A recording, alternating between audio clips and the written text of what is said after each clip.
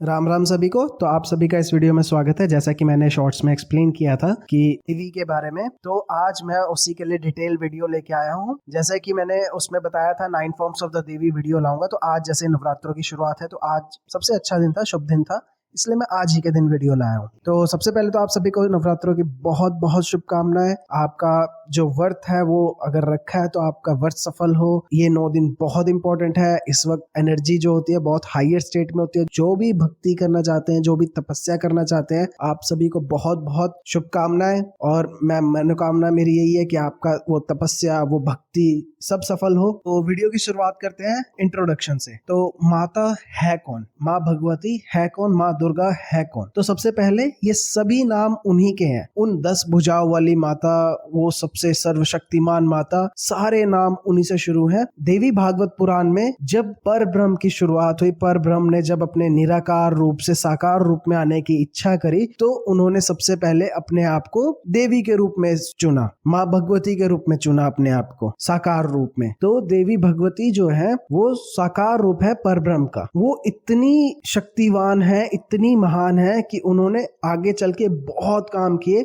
सब दुनिया की शुरुआत उन्होंने ही करी। जीवन को जन्म देने वाली माता वो माँ भगवती, माँ 10 भुजा वाली दुर्गा है। माँ भगवती, माँ दुर्गा ने आगे चल के स्वयं ब्रह्मा जी, विष्णु जी और शिव जी को जन्म दिया। उन्होंने ही सारे यूनिवर्सेस बनाए, उन्होंने ही अपनी शक्ति से उन्हें संचालित किया, उन्हें अपनी शक्ति से चलाया। माँ भगवती इतनी शक्तिवान है, उन्होंने ही अपने 10 महाविद्याएं बनाई। उन्होंने ही आगे चल के अपनी 9 स्वरूप बनाए जिन्हें नवरात्रि में पूजा जाता है। हर एक दिन देवी के लिए बनाया गया। तो उन्हीं के बारे में बात करते हैं। चलिए शुरू करते हैं। तो इसमें सबसे पहले आती है शैलपुत्री। शैलपुत्री का मतलब ही होता है डॉटर ऑफ हिमालय। और अगर हम ध्यान दें तो डॉटर ऑफ हिमालय कौन थी? माँ पार्वती। मतलब जब माता सती ने अपना आत्मदाह किया था दक्ष के पूजा में, जब वो यज्ञ कर रहे थे, तो उसके बाद जो उनका रीइंकार्नेशन हुआ था वो माँ पार्वती के रूप में हुआ था और हिमावन के घर में हुआ था। हिमावन ही हिमालय थे, माउंटेन थे, उन्हें माउंटेन कहा जाता है। और उनकी बहुत पुत्रियां थी, सारी की सारी नदियां जो थी वो उन्हीं की पुत्रियां थी। तो जो उसमें सबसे छोटी पुत्री थी उनका नाम था माँ पार्वती और वही शैलपुत्री कहलाती थी। अगर उनके फॉर्म और अपीयरेंस की बात करें तो एक छोटी बच्ची जिनके हाथों में ट्राइडेंट है, त्रिशूल, और वो बुल के ऊपर बैठी है, बैल के ऊपर। और ये रीइंकार्नेशन थी गॉडेस सती की। ये रिप्रेजेंट करती है पहाड़ों की, पर्वतों की शक्तियां। उसका मतलब होता है दृढ़ विश्वास रखना अपने भक्ति में और अपने अध्यात्म में। तो ये शैलपुत्री माता है। चलिए आगे बढ़ते हैं। अगर हम इसे और ध्यान से देखें तो ये जितनी भी 9 फॉर्म होगी उसमें जो डिस्क्राइब किया होगा वो होगा वुमन है, वो कैसे बढ़ती है, कैसे उसका ग्रोथ होता है लाइफ में। तो शैलपुत्री बचपन का है, बच्चों का दिखाता है। तो इसके बाद हम आगे बढ़ते हैं। आगे आती है तो अगला जो फॉर्म आता है माता का वो होता है माँ ब्रह्मचारिणी का। ब्रह्मचारिणी का मतलब ही यही होता है वो जो सेलिबेसी और ऑस्टेरिटी के पाथ पे चले। सिग्निफाई करता है स्पिरिचुअल जर्नी और importance of self discipline, enlightenment के रास्ते में। जो माता होती है वो रिप्रेजेंट करती है नॉलेज और विजडम को। और वो जो फॉर्म है वो अनमैरिड फॉर्म है माँ पार्वती का, जिसे हम पूजते हैं। तो ये अगर उसी फॉर्म में चलते रहे कि वुमेन जो होती है, नारी, सबसे पहले बच्ची जो कि शैलपुत्री के नाम पे था, फिर ब्रह्मचारिणी जब वो शादी से पहले वाली फॉर्म में होती है, कुंवारी अवस्था में, तो ये ब्रह्मचारिणी रिप्रेजेंट करती है हर एक वुमेन। तो आगे चलते हैं और आगे की फॉर्म के बारे में बात करते हैं। तो अगला जो फॉर्म आता है माता का वो आता है माँ चंद्रघंटा के नाम से। माँ चंद्रघंटा जो है, चंद्र और घंटा ये 2 मिला के बने हैं। तो चंद्र यानी क्रेसेंट मून उनके फोरहेड पे होता है और वो एक टाइगर के ऊपर राइड करती हैं। उनके 10 आर्म होते हैं, 10 हाथों वाली होती है और उनके 10 हाथों में अलग अलग वेपन होते हैं। और ये रिप्रेजेंट करती है करेज और ब्रेवरी को। और ये जो फॉर्म है माता की, ये मैरिड फॉर्म है माता की। जब उन्होंने शादी कर ली थी, विवाह कर लिया था शिव जी के साथ, ये मैरिड फॉर्म है माता पार्वती की। और ये जो है ये पीस और ट्रैंक्विलिटी लेके आती है अपने भक्तों में, और ये डर को भी खत्म कर देती है भक्तों के अंदर में से। जो भक्त होते हैं जब इनकी भक्ति करते हैं तो उनके अंदर से डर निकल जाता है। और जो बेल है यहाँ पे, घंटा, चंद्र घंटा में, ये नेगेटिव एनर्जीज को डिस्पेल करता है। जो हमारे मंदिरों में घंटे लगे होते हैं उसका भी यही मीनिंग होता है कि जब भी वो बजते हैं तो जितनी भी नेगेटिव एनर्जी, नेगेटिव वाइब होती है किसी भी मनुष्य के अंदर, वो बाहर भाग जाती है, वो वहां से दूर हो जाती। तो ये फॉर्म माता चंद्रघंटा का। तो इसके आगे बात करते हैं। तो अगला जो फॉर्म है वो है माँ कूष्मांडा का, जिन्हें हम 4th डे में पूजते हैं नवरात्रि के। तो कूष्मांडा माता जो है वो बिल्कुल रेडियंट है, उनके अंदर से बहुत रोशनी निकलती है, जैसे कि वो खुद सूर्य ही हो। कूष्मांडा जो है उनके 8 हाथ होते हैं और 8 हाथों में बहुत सारे वेपन होते हैं। कूष्मांडा में जो 3 वर्ड है, कु, ऊष्म, अंडा, ये 3 वर्ड से मिलके बनता है कूष्मांडा।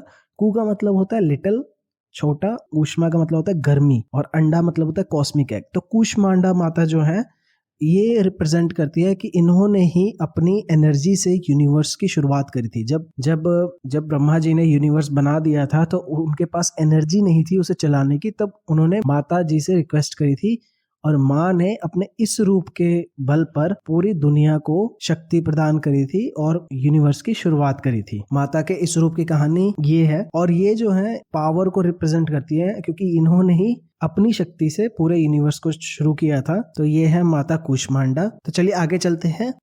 अगला जो फॉर्म आता है माता का, उसे बोलते हैं स्कंद माता। स्कंद माता मतलब इसके नाम से ही पता चल रहा है कि स्कंद की माता। स्कंद कौन थे? भगवान कार्तिकेय, सबसे बड़े पुत्र। तो माता पार्वती की शादी जब शिव जी के साथ हुई तो उनके जो सबसे पहले पुत्र थे वो थे भगवान कार्तिकेय। तो ये समझिए कि आगे चलते जा रहा है, और यहाँ पे जो वुमेन है वो मैरिड फॉर्म के बाद जब वो पहली बार जब माँ बनती है, तो ये उसकी स्टोरी है हर एक वुमेनहुड की। तो ये स्कंद माता माँ जो है रिप्रेजेंट करते हैं nurturing aspect of a mother. ये जो माँ की ममता होती है उसको रिप्रेजेंट करते हैं, और ये हमेशा अपने जो भक्त होते हैं उनको मैटरनल लव, केयर, प्रोटेक्शन देते हैं। ये इंपॉर्टेंस बताते हैं कंपैशन और सेल्फलेस लव का मतलब क्या होता है, यहाँ पे ये शो कर रहे थे। और जो देवी है उन्होंने भगवान कार्तिकेय उन्हें अपनी गोद में रखा है, इससे 9 जो देवी होती है उनमें ये डिफरेंस दिख जाता है। तो चलिए आगे बात करते हैं। तो अगला जो फॉर्म आता है डे 6 पे नवरात्रि के, वो आता है माँ कात्यायनी का। बहुत इंपॉर्टेंट रोल है।